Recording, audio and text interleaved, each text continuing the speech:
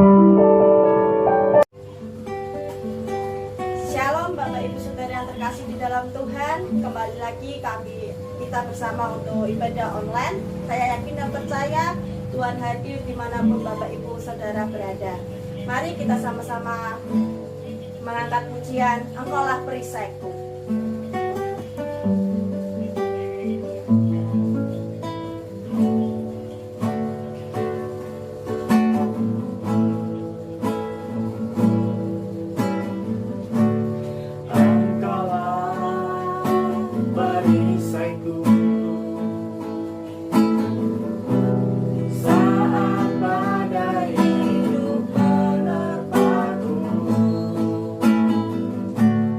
Janji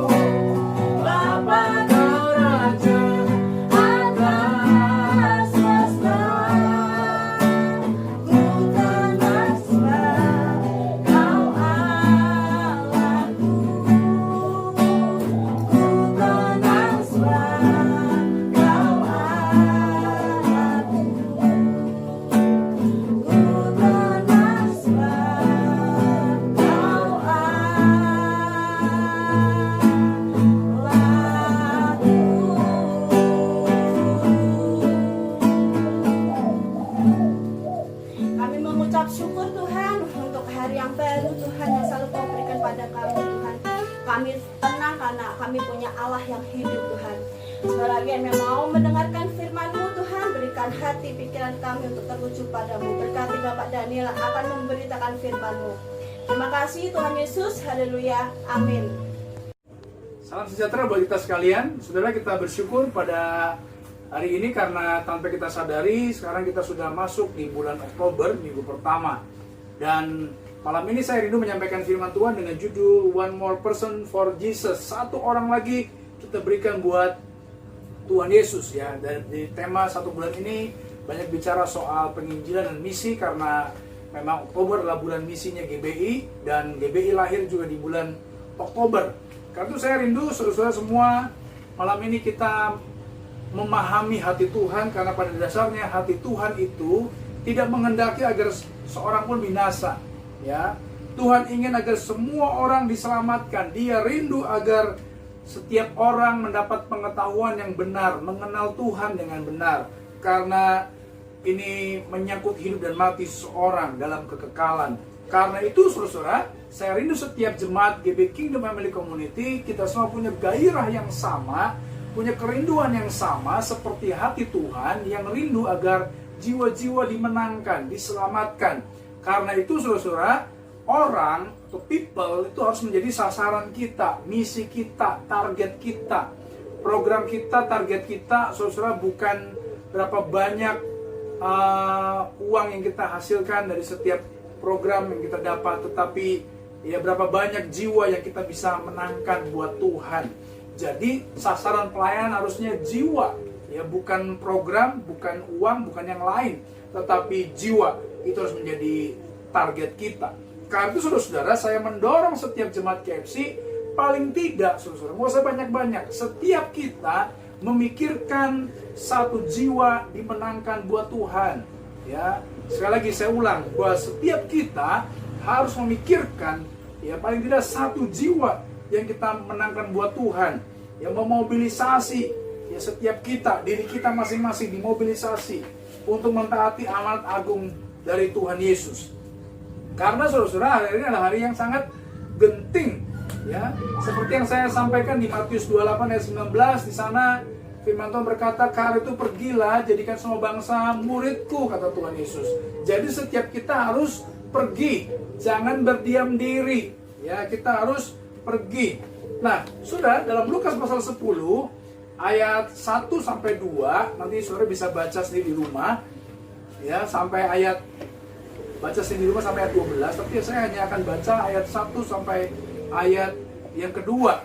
Perikopnya berjudul Yesus mengutus 70 murid. Ayat pertama, Lukas 10 ayat pertama. "Kemudian daripada itu Tuhan menunjuk 70 murid yang lain, lalu mengutus mereka berdua-dua, mendahulunya ke setiap kota dan tempat yang hendak dikunjunginya. Katanya kepada mereka, tuaian memang banyak, tetapi pekerja sedikit. Karena itu mintalah kepada Tuhan yang mempunyai tuaian, supaya ia mengirimkan pekerja-pekerja untuk tuaian itu." Saudara, hari-hari ini kita lihat bahwa ya sebenarnya tuaian itu sudah menguning, ya. Cuman memang Tuhan sedang mencari pekerjaannya. Siapa yang mau Tuhan utus? Makanya saudara-saudara, perintah pertama Yesus kepada murid-muridnya adalah, "Mari ikutlah aku, kamu akan kujadikan penjala manusia." Saudara, saya rindu setiap jemaat GB Kingdom Family Community dan setiap kita menyaksikan video ini, kita semuanya menjadi pemenang-pemenang jiwa. Kita semuanya pergi, ya, memenangkan jiwa, ya. Saudara, kadang-kadang ada orang kenapa tidak mau memberitakan Injil, tidak mau menjadi pemenang jiwa.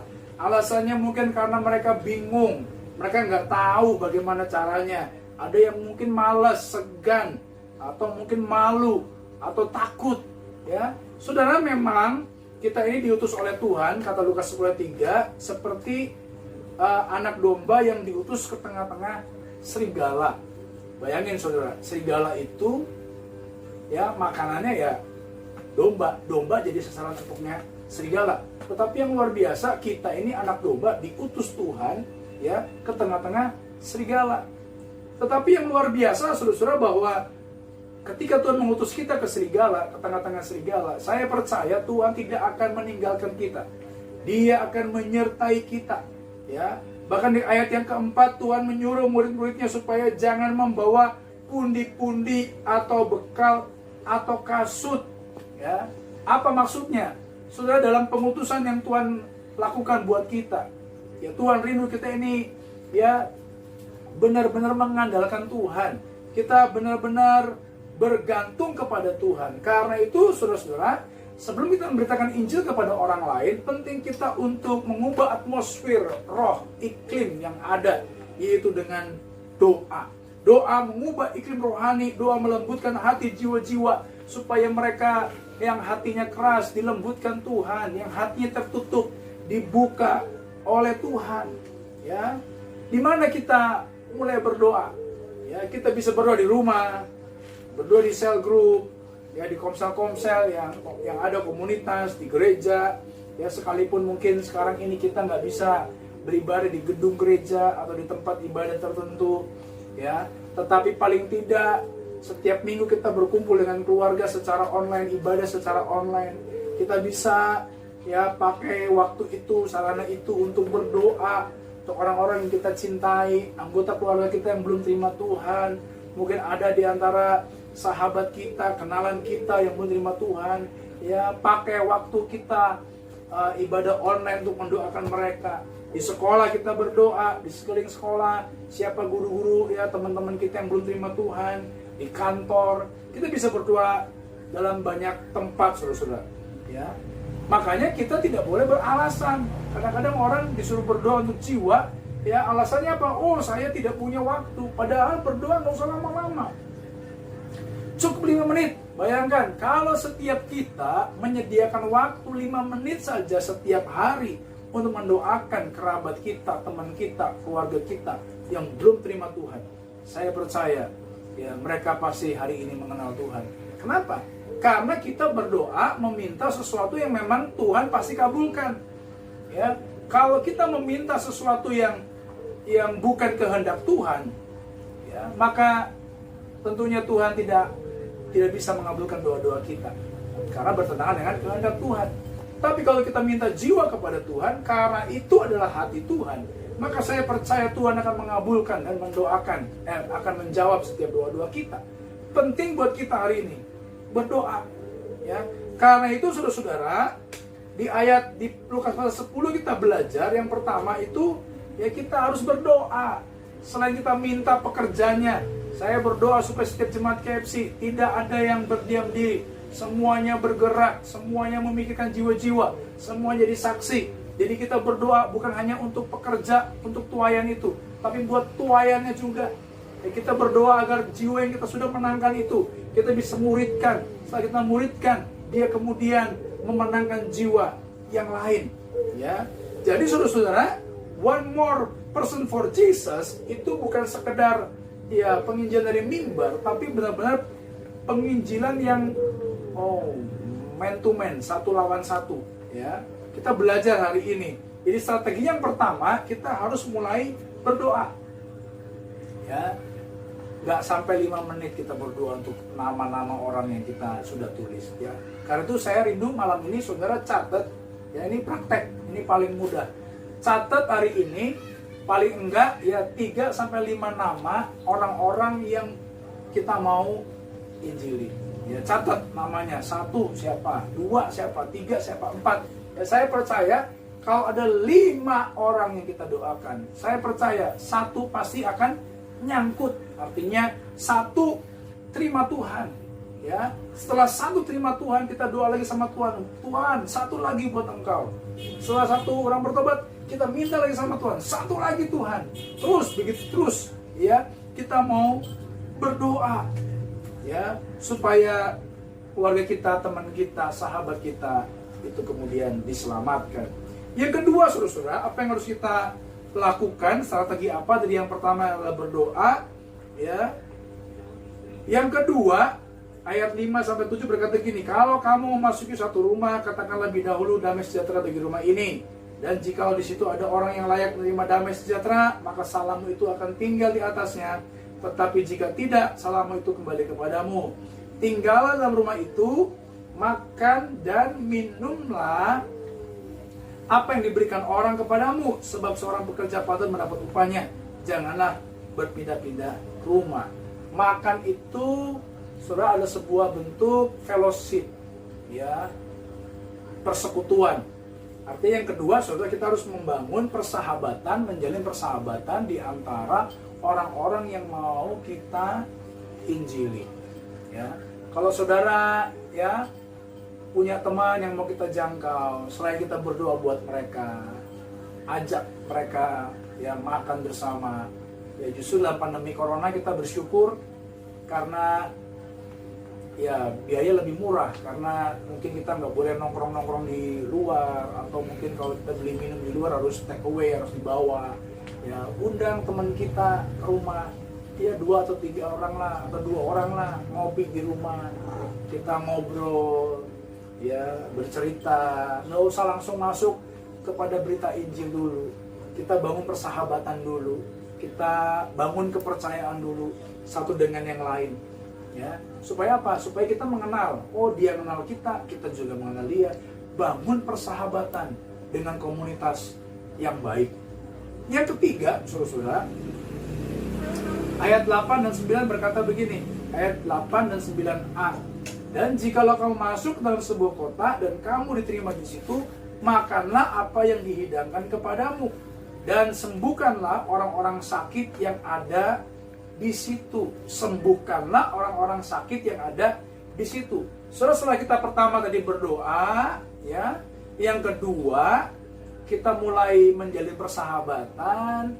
Yang ketiga, setelah kita menjalin persahabatan, saudara, kita mulai tahu pergumulan dari teman kita, sahabat kita yang kita jangkau. Kita mulai, ya, setelah kita juga cerita pergumulan kita kepada teman kita.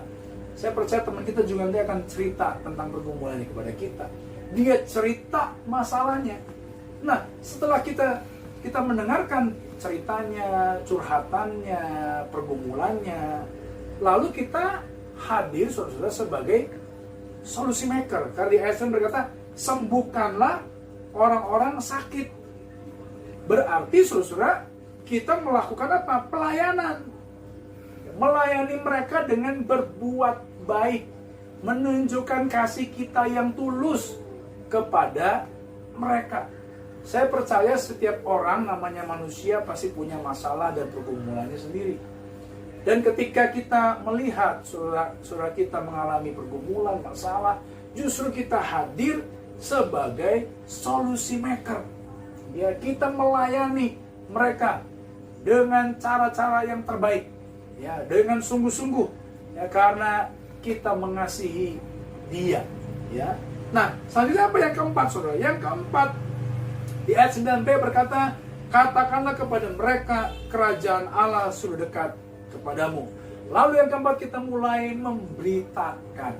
Kalau orang sudah pernah merasakan kasih kita yang tulus, ya, kalau kita sudah memberikan kebaikan-kebaikan kepada mereka, saya percaya apa yang kita ucapkan juga akan didengar oleh mereka. Ya, jangan harap orang mau mendengarkan perkataan kita kalau kita tidak peduli sama orang itu, atau kita belum melakukan pelayanan kepada orang itu. Iya, suara kita atau kata-kata kita sulit untuk didengarkan. Tetapi kalau kita sudah melakukan tadi tahap yang ketiga, kita melayani mereka. Di ayat yang selanjutnya berkata, sembuhkanlah orang yang sakit. Kita melayani dengan sungguh-sungguh. Maka ketika kita mulai memberitakan Injil, maka mereka akan mendengarkan apa yang kita ucapkan. Ya, karena mereka sudah merasakan kebaikan-kebaikan kita. Ceritakan pengalaman hidup saudara bersama dengan Tuhan.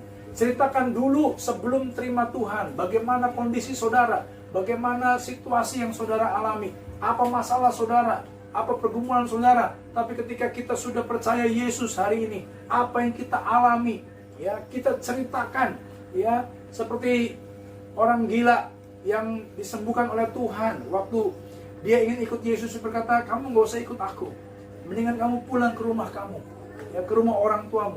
Di sana kamu ceritakan, ya, apa yang kau alami dengan Tuhan. Ya, dulu gila, sekarang ketika ketemu Yesus sembuh. Demikian pula kita mau cerita, ya, dulu sebelum kita terima Tuhan apa yang terjadi, dan sekarang setelah kita terima Yesus juga apa yang terjadi. Pasti hidup kita akan lebih baik setelah kita mengenal Tuhan. Ceritakan kebaikan Tuhan. Saya percaya setiap saudara ya pasti pernah mengalami pengalaman pribadi dengan Tuhan, pasti pernah ditolong Tuhan, pasti pernah mengalami ya kebaikan-kebaikan Tuhan. Ya, bohong kalau kita tidak pernah merasakan kebaikan Tuhan.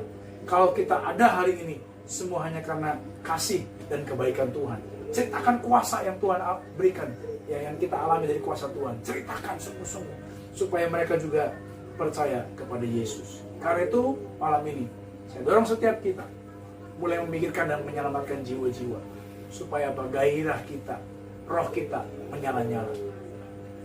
Justru di tengah pandemi hari ini, ya, waktunya kita itu jadi saksi Tuhan.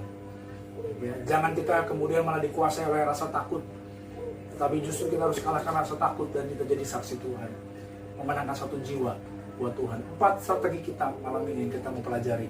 Yang pertama, mari kita berdoa untuk 3-5 orang. Doakan sungguh-sungguh.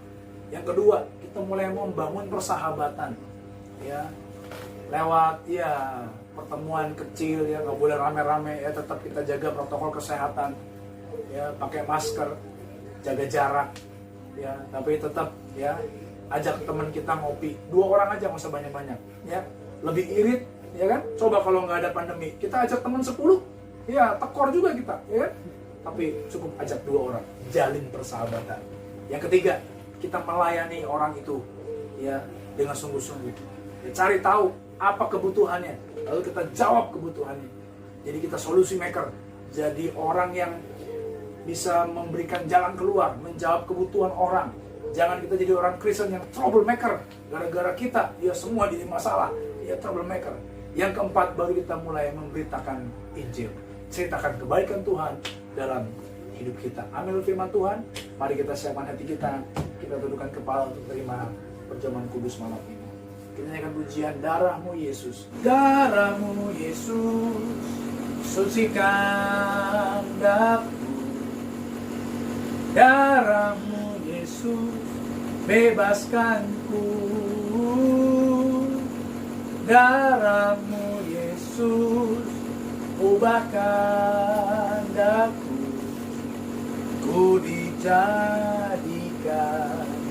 baru. Mari kita angkat kita tangan kami ya. Mendengarkan firman Tuhan.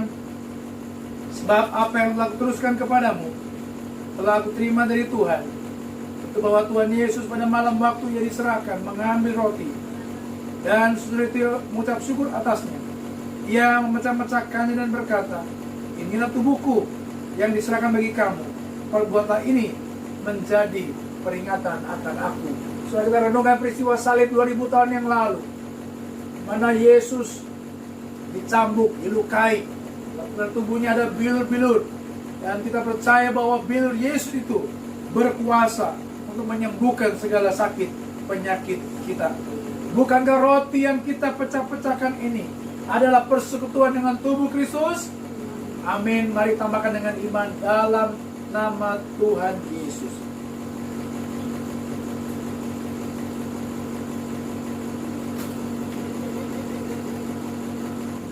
Mari kita ambil cawan tangan kanan kita, mendengarkan firman Tuhan.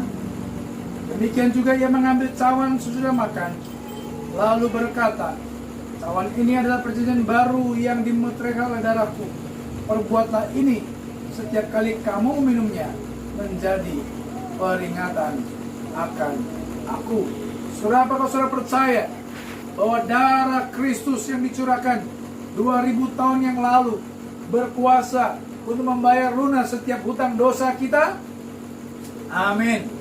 Bukankah cawan pengucapan syukur yang atasnya kita ucapkan syukur adalah persekutuan dengan darah Kristus? Amin. Mari kita amin dengan iman dalam nama Tuhan Yesus. Haleluya. Puji Tuhan. Terima kasih Bapak. Mari kita bersyukur kepada Dia. Oh, haleluya. Terima kasih Tuhan. Engkau baik. Terima kasih untuk pengorbananmu, kasih-Mu yang nyata bagi kami Tuhan. Terima kasih Tuhan. Betapa besar kasih pengampunanmu Tuhan. Tak kau pandang, tak kau pandang hina hati yang hancur. Ku berterima kasih, ku berterima kasih kepadamu ya Tuhan. Pengampunan yang kau beri, pengampunan yang kau beri, pengampunan yang kau beri, pulihkanku. Mari kita berdoa. Ayo bersyukur Tuhan, malam ini kami sudah melaksanakan ibadah sekaligus perjamuan kudus. Kami bersyukur Tuhan pimpinanmu dari awal, pertengahan, dan akhirnya. Kami sudah mendengarkan firman dan biar kami menjadi pelaku firman, menangkan jiwa buat Tuhan. Satu lagi, jiwa buat Engkau ya Tuhan. Pakai kami Roh Kudus buat kemuliaan. Terima kasih Bapa. Dan biarlah lewat perjamuan kudus yang kami lakukan juga malam ini, iman kami semakin dikuatkan. Kami semakin teguh percaya kepada Engkau yang sudah mati dan bangkit bagi kami. Terima kasih Bapak. Sekarang kami akan akhiri ibadah kami. Kiranya berkat mengalir atas kami sekalian. Mari kita angkat tangan kita saudara. Pada akhirnya saudara dikasih Tuhan malam ini, terimalah berkat anugerah rahmat dari Allah Bapa. Terimalah kasih sayang dan cinta kasih dari putranya Yesus Kristus. Terimalah kekuatan penghiburan dari Roh Kudus, bahkan persekutuan yang manis dengan Roh Kudus, menyertai langkah kita mulai hari ini sampai Maranatha. Tuhan Yesus datang kedua kali menjemput kita di awan-awan. Yang percaya katakan amin. Sudah selesai? Tuhan memberkati.